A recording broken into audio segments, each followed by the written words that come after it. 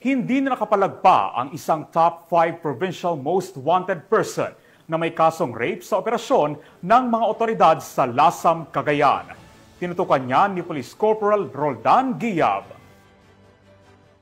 Naaresto ng katauhan ng Lasam Police Station ang tinaguri ang top 5 most wanted person provincial level na may kasong panggagahasa sa isinagawang operasyon sa Barangay New Orleans, Lasam, Cagayan nito lamang ika-26 ng Oktubre ngayong taon.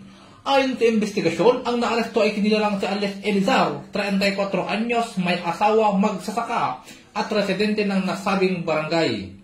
Nahaharap ang suspek sa 4 na bilang ng statutory rape na walang inirekomend ng pensa at 4 na bilang ng rape through sexual assault in relation to RA 7610 na may pensang nagkakahalaga ng 200,000 pesos sa bawat kaso. Sa kasalukuyan, ang suspek ay nasa kustodiya ng Lasam Police Station para sa dokumentasyon at tamang disposisyon. Ang matagumpay na operasyon ay pinangunahan ni Police Major Geoffrey C. Retreta, hepe ng Lasam Police Station sa pakikipagtulungan ng 2nd Cagayan Provincial Mobile Force Company. Binigyan din ni Police Colonel Anguluang, Provincial Director ng Cagayan Police Provincial Office, na ang pagkakaresto kay alias Elizar ay patunay ng masinsinang koordinasyon at dedikasyon ng kapulisan sa pagpapatupad ng batas.